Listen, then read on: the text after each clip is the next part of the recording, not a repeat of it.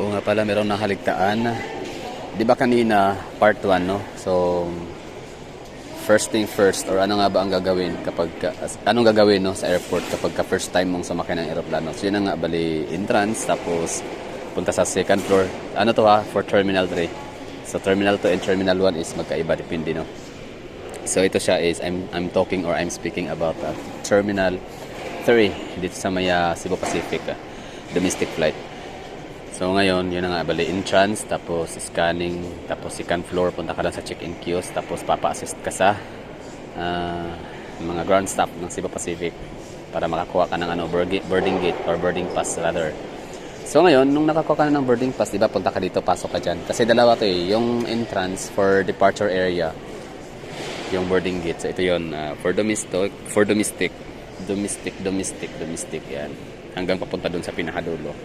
So, gate 131 to 134, 116 to 120. Napunta doon. Basta ano, marami to, mahaba-haba to, no? Napakalayo. So, ito yung domestic departure area. Tapos ang kabila naman, ito tabi naman nakaharang. So, yan kasi yung sa international departure area.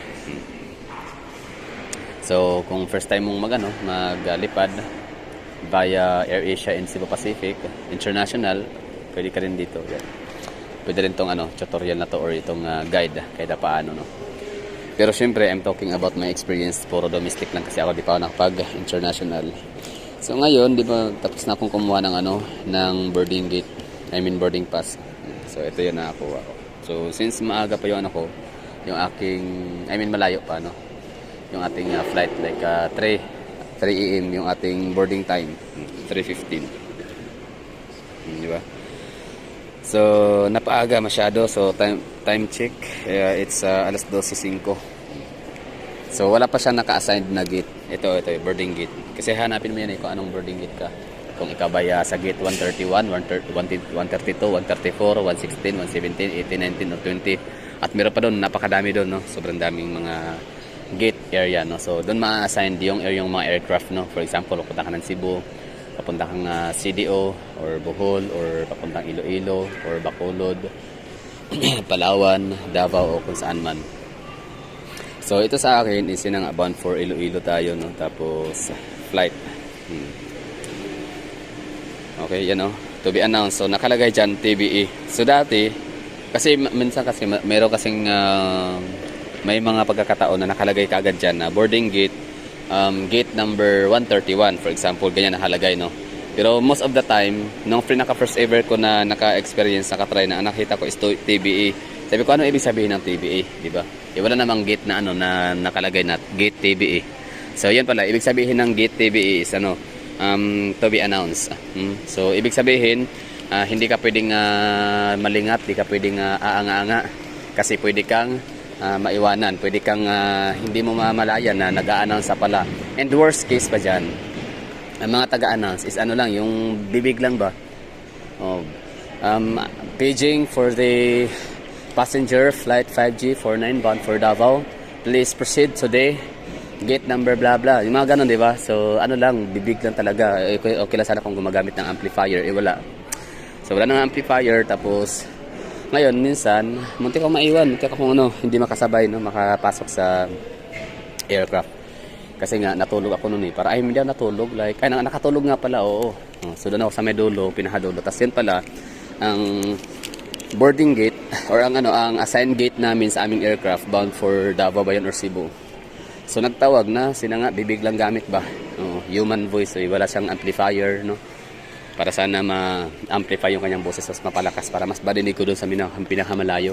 Inapansin ko, parang tila yata ako na lang mag-isa sa benches, no, ng mga nakahilira, na as far as I know, yung mga kasamahan ko doon, same din kami ng mga flight, same kami ng aircraft. Yun, so dali-dali ako pumunta dito.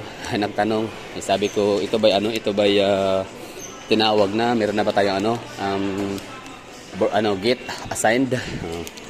So, minsan hindi siya mag-appear sa mga monitor. For example, ito monitoring yan mga monitoring screen. So, pag sinabing to be announced, no, bibig lang talaga yan. Sisigaw lang yung mga tao, yung ma-assigned. So, ngayon, balikan ko yung istorya. Doon ako sa pinakadulo. Tapos ngayon, ang nakatulog akong konti, tapos pagising ko nga walang tao. Tapos yun pala, nagtatawag dito. Ito na area. Nagtatawag siya. Napakabagal, napakahina ng boses, no? Maliit. So ngayon, maganda ngayon kasi parang may mic na si kuya. May mic na siyang gamit. Tapos basta dati bibig lang talaga, no? Walang amplifier, walang mic na ginagamit para mas madoble yung boses sana ng taga-Sigaw. So yun, muntik na. So ngayon, kahit paano, ma-share ko sa inyo yung experience ko na yun, minsan hindi ako nagpipay attention, di ba? Kasi akala ko yung mag-a-announce is yung nasa mga, ang tawag dyan, speaker, no? Ladies and gentlemen, paging for passenger flight 5G blah blah blah bound for Iloilo, please proceed to the gate number, ganito ganyan, no? So yun, muntik na akong maiwanan, muntik ko nang ma-miss yung flight dahil nga lang dun sa sa TBE na hindi ko naintindihan kung ano ibig sabihin ng TBE. Akala ko TBE maliban sa mga gate assign na mga number na 118, 119, 120, meron ding ibang gate na nakalagay na TBE. Pwede kaya ilagay sa sa screen, no, monitor TBE. So yun pala, ang ibig sabihin pala ng TBE is to be announced. Yun lang. So experience ko yun. Sabi ko, bobo ko naman for this video. Hindi ko alam yung ibig sabihin ng to be announced. TBE, yun pala yun. To be announced, sisigaw-sigaw. So ngayon, nabuti sila kuya, yan yung nakaupo dyan. Meron na silang hawak na microphone, ka-prepare. So I assume na yan na siguro yung yung gagamitin nila para mas mapalakas yung boses sila, para marinig ng mga taga doon sa unahan. Na yung kanilang boarding, yung kanilang aircraft is to be announced ang assigned gate. So yun lang, no? So just in case na bago ka. So itong video na talaga para lang to sa mga baguhan, no? Yung first time. Pero ako nga dati, di man ako first timer nun Mapabalik-balik na ako lumilipad, domestic flight lang. Pero yun, nagkataon talaga na na-try ko yung TBE, to be announced. Di ko alam ibig sabihin ng to be announced or TBE. Yun pala yun. Sisigaw lang sila. Magtatawag. Ayun, tapos napapansin ko dati. Ngayon kasi, I don't know kung mabago na yung yung boarding gate.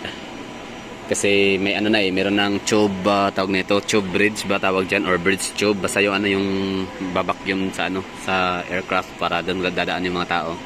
Ngayon, meron na. Pero nang ito mga nagdaan, sa sobrang napadalas yung biyahe ko, na puro lang shuttle, sasakay kami ng bus. So pag ganun yung sit up, bound for Cebu, saan pa ba, Davao. So laging ang gate na ma-assign kami doon sa ibaba, ito. So tingnan natin So 131, 132 and 133 and 134, no. So may apat na gate sa ibaba. Tapos yun, muntik na akong maiwanan. Buti na lang talaga ay ba't wala ng tao? Tahimik na yata. So dyan meron dyang apat na gate. 131, 132, 133, 134. So madalas bound for CDO, Cebu and Davao. Tapos susunduin ng shuttle bus papunta sa aircraft para mag onboard na. Yun lang. So sana meron na-share na kaunting experience na pag nakalagay sa inyong sa inyong boarding pass na TBE. So you have to pay attention, no? Kasi magtatawag lang sila. Hindi mo makikita sa tawag nito sa screen na may number assigned. Yan, TBE, to be announced. Tingnan natin dito yung mga nakasulat. Ito din minsan din pansinin niyo rin to, lapit kayo sa mga monitor. May nakalagay dyan yung mga flight, mga aircraft number. For example, so yung ating papuntang Iloilo, ayan na, no, to be announced. Yun. So 5G41.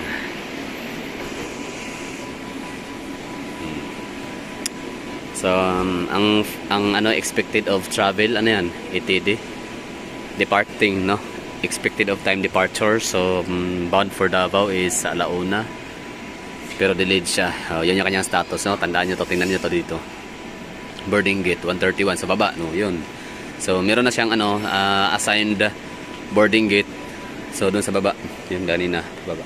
Kaso nga lang delayed. Tapos number 2 is si Cagayan de Oro City, no. Ang kanyang flight naman ay alas 3:40. So on time naman, tapos yun na nga to be announced din. Si Puerto Princesa, ganun din alas 3 to be announced on time. Si Cebu is 3:55 to be announced on time.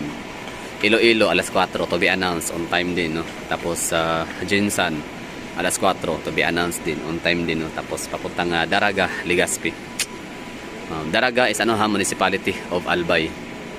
Tapos nilagay na rin diyan na Legazpi City. Legazpi. Ito naman Legazpi is municipality, city of Albay. So walang parang pinagsama na lang, no. Legazpi, Daraga, isa na sila. Pero magkaibang municipality yan sa mga hindi nakakaalam. Hindi siya, baka isipin nyo na si Daraga ay barangay ni Legazpi, no. So Daraga is ibang town. Same with Legazpi. So yun lang, to be announced. Okay, so that's all for today's video. Thank you for watching. Sana nagustuhan. Sana may natutunan kahit konti.